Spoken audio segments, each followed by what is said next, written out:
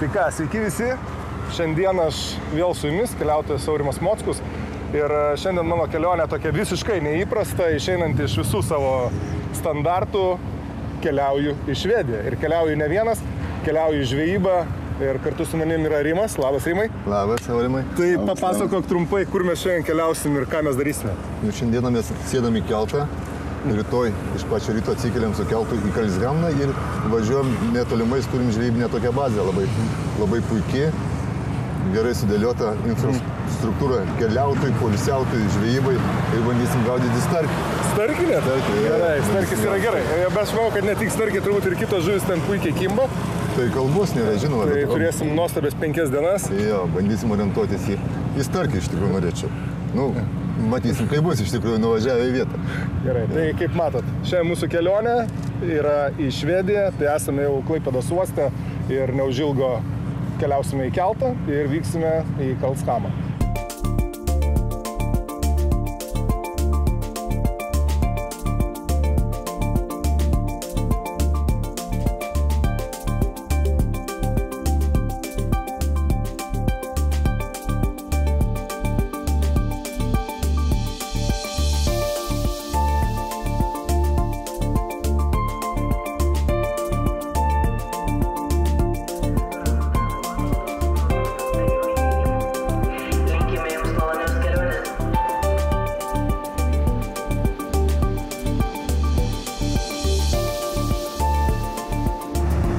Pagaliau jau esame kelti ir atsišvartavome, išvykstame iš Klaipėdos. Visą mūsų kelionę truks ištisą naktį, o rytoj mes sveikinsimės iš Švedijos. Tai nepamirškite tie, kas stebite mano kanalą, jį prenumeruoti. Tiems, kas galbūt įvertinsite arba teigiamai, arba neigiamai, irgi didelis respektas. O jeigu pasidalinsite, tai dvigubas respektas. Laukiu jūsų komentarų ir keliaujame.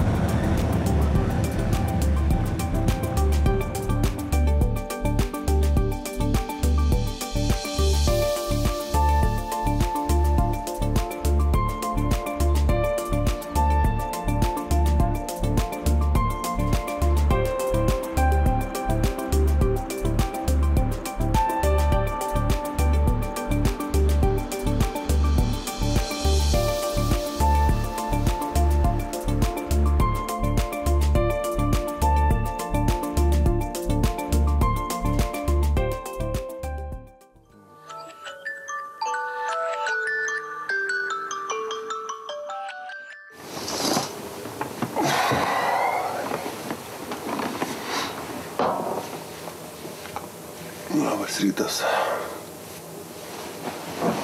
Sveiki atvykę į Švediją.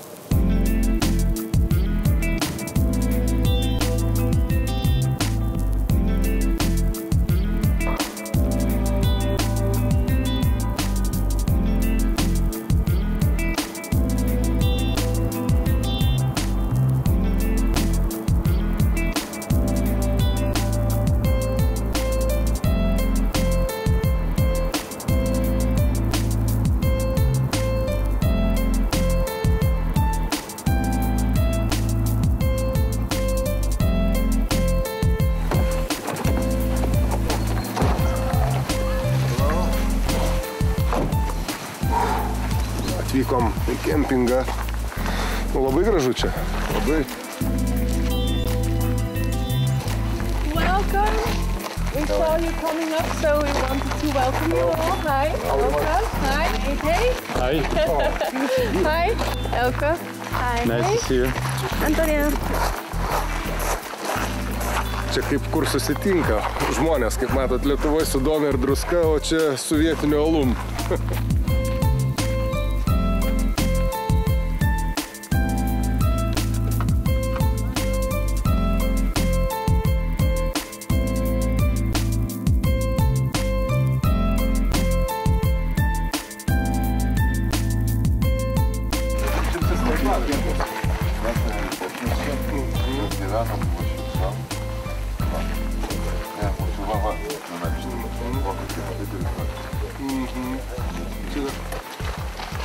Esame Esnens nacionaliniam parke ir matau teritoriją čia ganėtinai iš tikrųjų labai didelė, tik tais yra pačios ribos pavaizduotos, nes čia, kur mes gyvename, tame kempinge, pasirodo, yra ne žvejybos zonos, šiek tiek iki jos reikės pavažiuoti. Tai dabar mes ruošiamės po truputį jau vešime nuleisti valtį ir įranga suruošta, belieka sulaukti tik tais pirmųjų kibimų. Keliaujam, susipažinsim su vietinė moteriškė, kuri prižiūri, pasirodo, brandaus amžiaus moteris, bet sugeba visą tą teritoriją viena pati, prižiūrėti. Tai turim, Rimantas yra paėmęs lauktuvių simbolinį iš Lietuvos, tai einam, susipažinsim. Turime įsigyti licenzijas. Reikia turėti licenzijas, nes be jų pasirodo tiesiog negali žvejoti. Kiekvienas nacionalinis parkas Švedijoje turi savo licenzijas žvejybai, tai mums reikia šiuo momentu 3.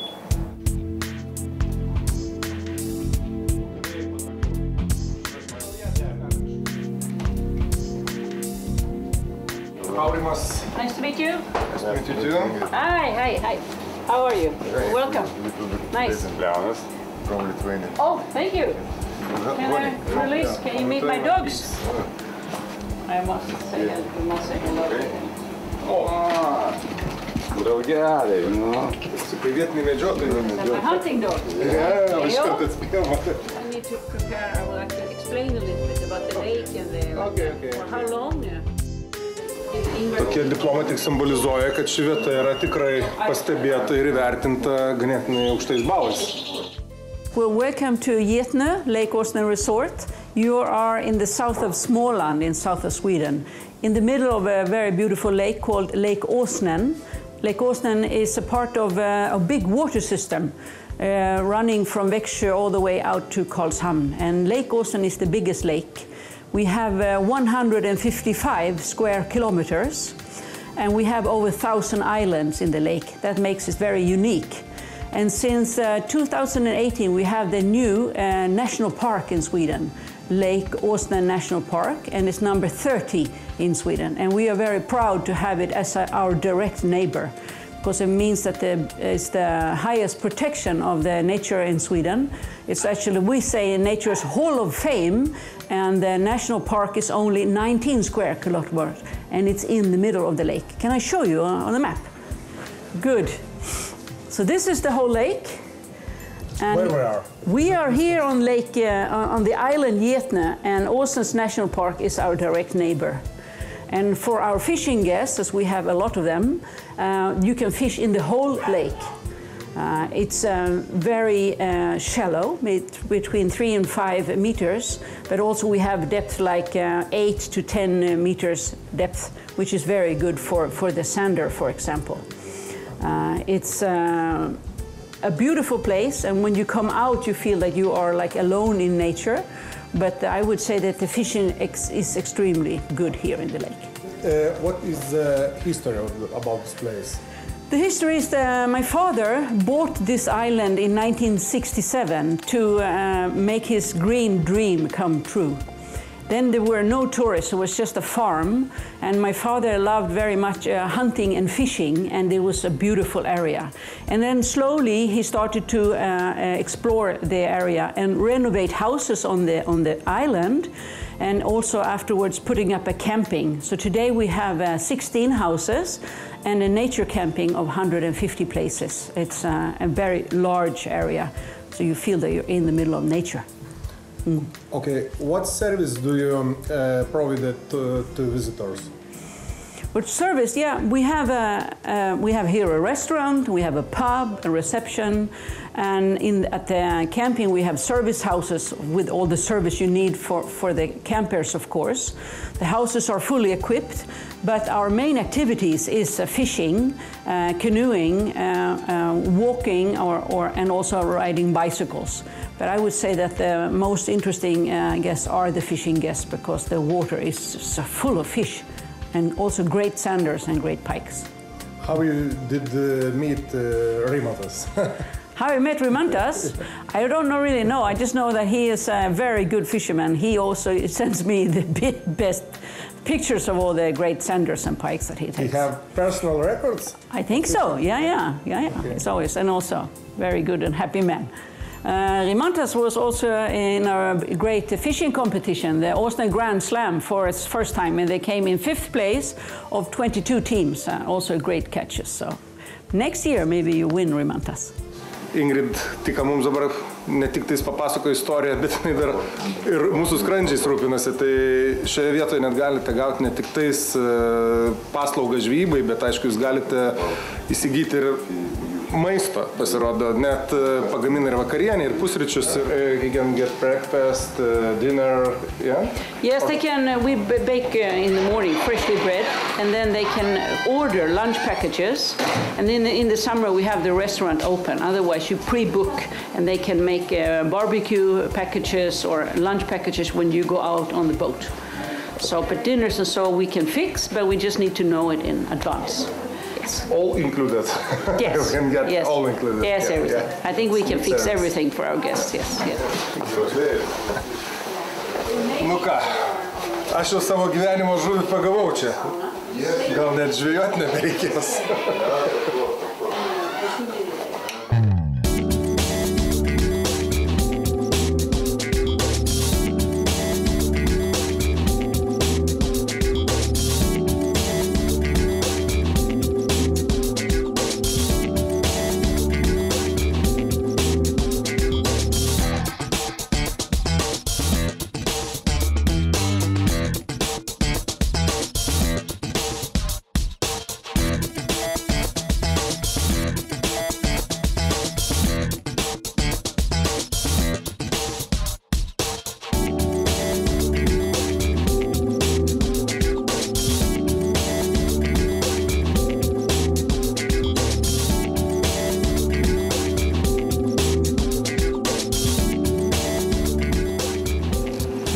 Su laivais kaip ir su motociklais. Kaip matot, taisyklės galioja lygiai tos pačios.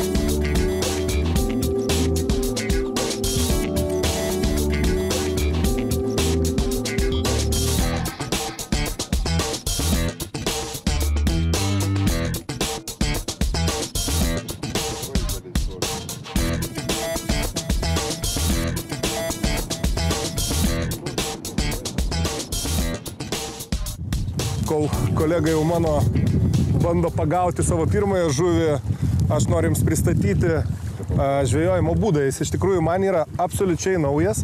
Tai vadinamas live stebėjimo ir gaudimo būdas, kada tu per ekraną stebėdamas žuvį, skanuodamas po vandeniu ir ieškodamas jos, bandai kuo tiksliau užmesti masalą. Kaip matot, šiuo momentu pas mane uždėtas yra paralonas, imituojantis blizgę.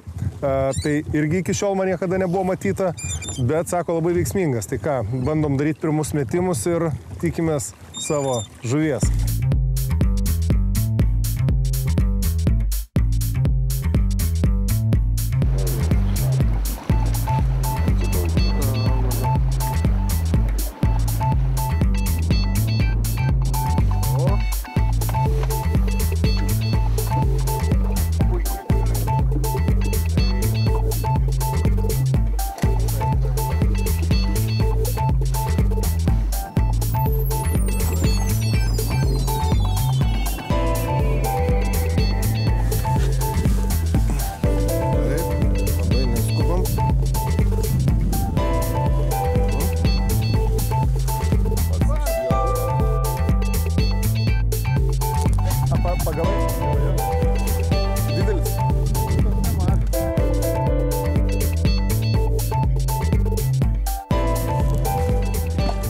Rimantas aptiko žuvį. Aš jau keletą bandžiau padaryti metimų. Nėra taip iš tikrųjų paprasta tiksliai užmesti ir atstumą įvertinant ir gylį. Bet kaip matot, va metimas leidžiasi kaip tik mano masalas palei pat žuvį. Ją reikia išprovokuoti. Tai dabar aš turiu ją užkelti ir tiesiai palei nosį pravesti. O, ką aš būtent ir padariau, bet žuvis visiškai nesureagavo į mano masalą. Tai labai įdomu. Toksai tikslumas, jisai nėra labai lengvai įgyjamas. Tai aš galiu pasakyti, kad pirmi keli mano metimai buvo labai netikslus. O, bet dabar jau žiūriu, ko toliau, to aš geriau įprantu tai daryti. Per aukštai.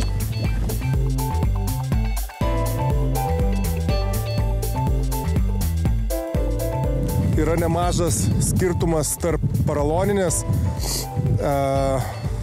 žvejojimo sistemos ir tarp vadinamo twisterio. Tai, kaip matot, guminukas, jisai yra šiek tiek ir mažesnis ir automatiškai tai atsispindi, kada bandote stebėti tai visą lokatoriją. Nėra jisai taip gerai matomas kaip paralonas. Tai praktiškai su paralonu, galima sakyti, yra daug geresnis stebėjimas. Nors man jisai toks atrodo, ne toks patikimas kaip guminukas.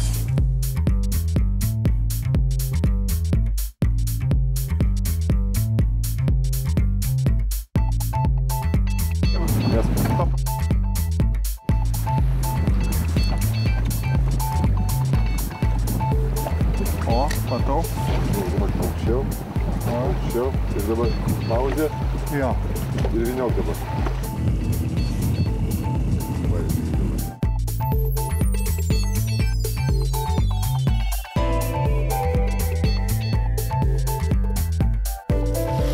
Prašau, labą dieną, pareina, va. Koks tokima? Imam. Opa. Štai taip Mockų Švedijoje atidarė starkių žvejybą. Labą dieną. O ką aš jums sakiau, kad teks man mokyti. Gerai. Dar ir kaip.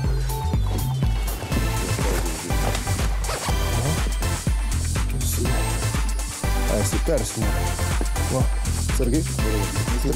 Opa. Mūsų pirmasis egzempliorius.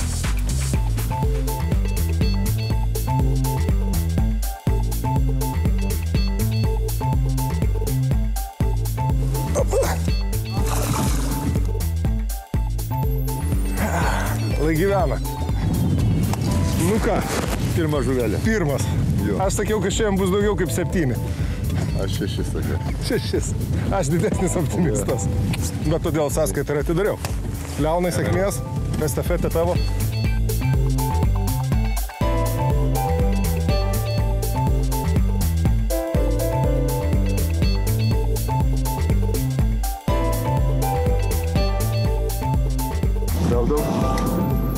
Leidžiam, Leonai. Surinkinėk valą. Aš kriškėlės. Nes kaip turėjau. Tavo čia, dešinėktis.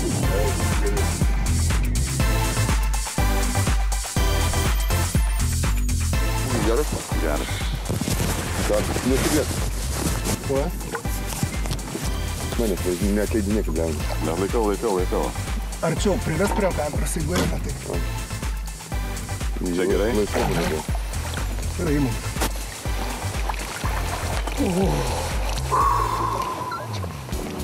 Nu, Leonai. Eikšdam. Yra.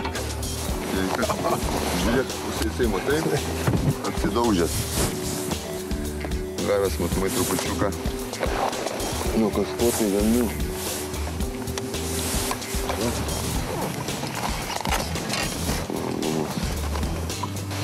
Taip. Tai geriau, paiksluosiu. Smūgis geras buvo? Starkinis toks, bet nestiprus. Smūgis, bet nestiprus. Kitas tik būtų, kai kala, tai daug geriau.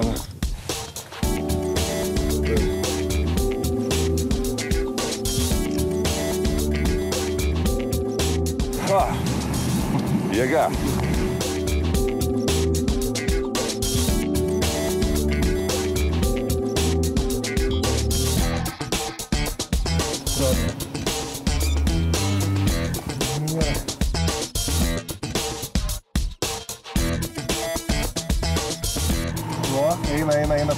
eina, leis. Žiūrėk, kaip gražiai matai.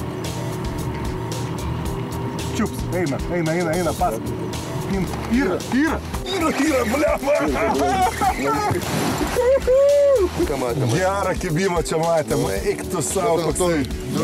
Ne, čia rimtas. Nu, žiūrėsim. Manėm, kad apie 5 kilogramai, bet žiūrėsim, kiek. Nebuvo. Ne. Šapta. Tariant? Nu, tai didės pačišką.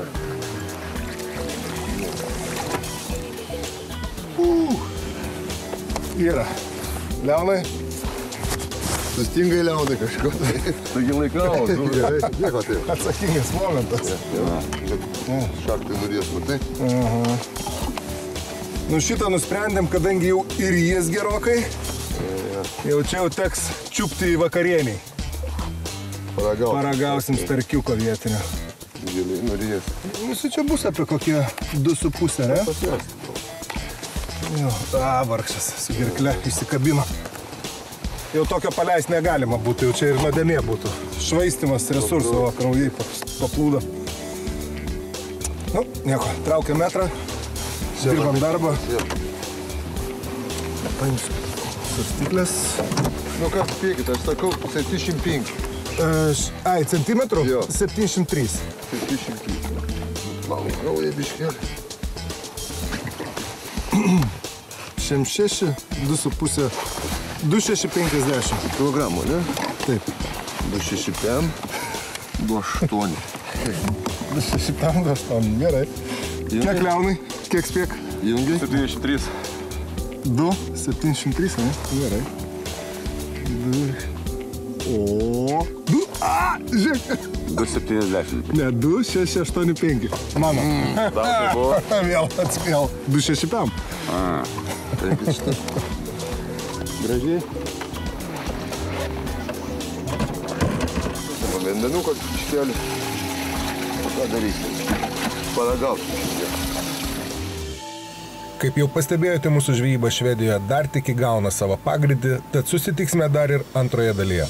O joje mes ir toliau žvejodami grožėsimės nuostabia mūsų supančią regionę parko gamta.